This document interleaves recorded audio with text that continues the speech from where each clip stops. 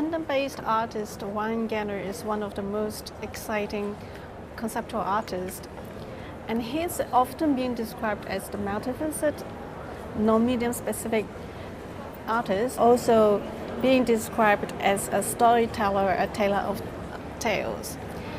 Here at Art Basel, we're going to see different works from Ryan made in the last few years. So, Ryan, thank you very much for joining us. That's fine. Behind us is the work that one of the pieces that you're showing right now at Leeson's booth. The title is Conditions That Will Reshape You. It's a new work just produced 2018. Would you like to tell us a little bit more? Yeah, it's brand new. Just finished it. I've made another one that's similar to this about a year ago, and this is the second iteration in the series. And it's basically what you can see. It's a small flight of steps and a doorway that glow. It's quite funny here at the art fair because everyone seems to think that it's an interactive work, and people try to walk up it, so we have to have lots of security, which is funny. It's actually made of solid material, but it's hollow. It's plexiglass with light panels inside. The other one that I made is actually on show now in Sydney in the Biennial on a place called Cockatoo Island, and somebody sent me a message yesterday asking that if they were in Cockatoo Island in Sydney and they went through that door, would they arrive here in the art fair, which I thought was fantastic, because when I started to make them, I thought of them as being a bit like portals, you know, that you would go through to time travel or go to a different place, time differentiation. So yeah, but you shouldn't go through it, obviously. It is just a sculpture. Here is a staircase leading up, resembles a door, but it's also an impulse. And then there's another piece also in the gallery booth. Yeah, that's the Encounters section, which is over that way. And the Encounters section is a gigantic installation work. Yeah, I think there's about 9 of them scattered around the fair, and it's a curated section. So you're invited to do a big installation, and they're mixed amongst the other booths that are here. So it's not all commercial work, there's also these social sections that are distributed. So it's nice to be asked to do that, really nice. And then you have life-size figures, sculptures, and they can resembles human body. They do. They're actually, I've upscaled an armature. So when people do animation, claymation with clay and plasticine, and they make small figures for animation, inside those figures is usually a metal skeleton, and the metal skeleton is called an armature.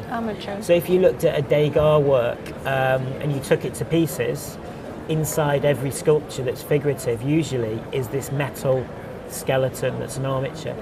And so for here I've upscaled an armature that everybody uses who does animation to life size, and that figure is examining a smaller version of himself, but he's abstracted, and he's surrounded by 100 other small abstracted versions of the human figure. It's interesting because I started that because my 8-year-old daughter, when she was younger, she would, when children start to draw, they draw stick men. Yes. So the basic form of a human figure is a stick man. And that goes right back to, primitive art and cave painting. And that's how we imagine ourselves in a very minimalistic, simplified manner. So for me, these sculptures are a bit like the 0 point or the very beginnings or the very end of figurative sculpture. But it also, like, if we think of the 21st century, it also remind you of all these kind of robots and the exploration, the scientific explorations of animate like figures and machines, and of course the fear of being replaced by machines. It's strange because a lot of people say that they call them robots when they refer to them, but I don't. I mean, I think that's because the aesthetic of them is very industrial. They're made of shiny stainless steel, metal, industrial components that are highly engineered, and that does give a sort of a hint to an industrialized future or technology. But they are actually stationary. I mean, they are at fixed positions. So for me, they're more like figurative sculpture, because when I think of robots and androids and that whole subject, I think of figures that move. And these really are like still versions to look at, they're still versions of reality. But they're at the same time, their faces is completely kind of bland, like you don't really see. They don't really have heads at all, they just have a stick where the head should be. But it's strange because if you take the human figure and you can change the joints in the way that a human's joints move, you can use that figure to express any emotion. So some of the ones that I've done before are based on empathy, because I think politically with what's happening in the world at the moment, empathy is a really important emotion. Yes. There's too much self-obsession and not enough interest in collectivity and in being part of society or something bigger. So for me, empathy is, important. So really these investigations using these figures, they are looking at how you can use this basic form to provoke emotions. So when you show the work, for example, because these figures, the composition, the way that you show them could also be different from different kind of site and locations and situations. Is it something that you can? Is it something changeable, or you have? It is changeable. Yeah, there's sort of different versions of them. In a way, they're a bit like having tools to make art with. It's not like a finished thing. So they can be removed and repositioned to express other emotions or investigate other ideas. I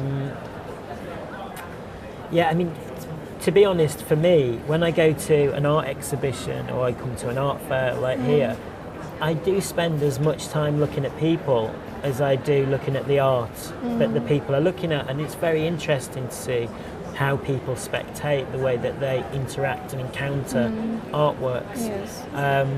So in a way, these figures as tools or toys to play with, they are an investigation into the relationship not between the spectacle, like the artwork, and the spectator, the people. They're more an investigation into the spectator and the spectator, which is the artwork, the figure, and the spectacle. So these figures are almost halfway between being a viewer and an artwork. But do you make works that would create a more kind of interactive relationship between the spectator and the work also?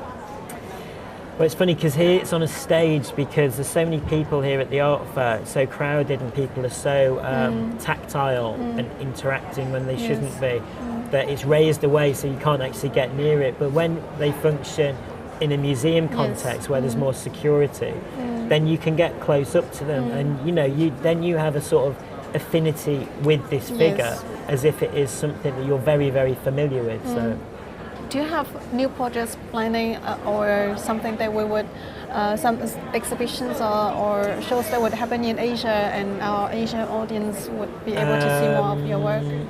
I've just done a show last year in Osaka at the National Museum, and I'm working on a project. I'm doing a show at a gallery in Tokyo in May, Tarinasu. But yeah, I have a lot of exhibitions in Japan and Korea, so there'll be something soon, I'm very sure. So you will be back to Asia very soon? Hopefully. Thank you very much, Thanks. Ryan. Nice to meet you. Cheers. Thank you.